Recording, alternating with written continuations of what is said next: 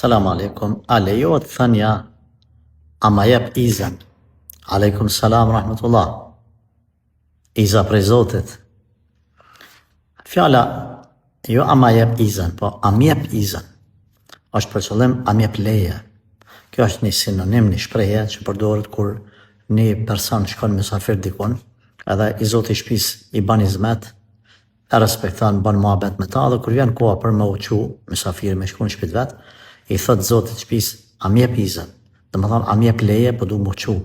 A kam mundësi, domethënë që të ngritem prej këtu dhe të shkoj në shtëpi. Domethënë se kur vjen mysafiri, vjen me leje të Zotit të shtëpisë, i thot Zotit të shtëpisë, a ka bujrëm këtë shtëpi? I Zotit i shtëpisë i thot bujrëm derën qele ke. Ha? Kjo është një mikpritje islame që pejgamberi alayhi salatu wasalam e ka përmend në disa hadithe kur kanë ardhur njerëzit, i ka përdorur pak a shumë këto sinonime të ngjashme me to. Pastaj kur njeriu don më uqu, prap nuk bën më uqu, çashtu po duhet më thon Zoti i shtëpisë, domethënë që nuk e pranuar me leje, tash po du me shku me leje. Edhe i thot a më jep izën, domethënë a më jep leje, a kam të drejtë më uqu.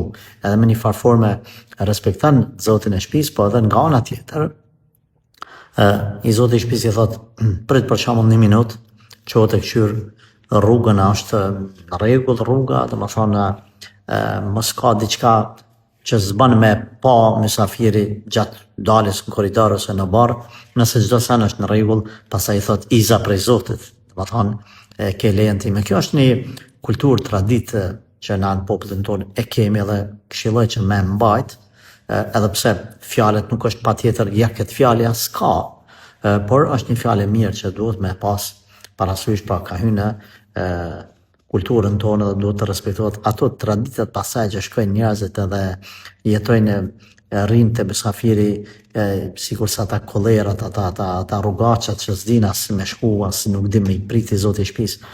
Ato janë kultura të çoroditura. Ne i kemi ranet tona të burnisë që duhet me i pas parasysh edhe me i mbajt sa të kemi mundësi ma shumë.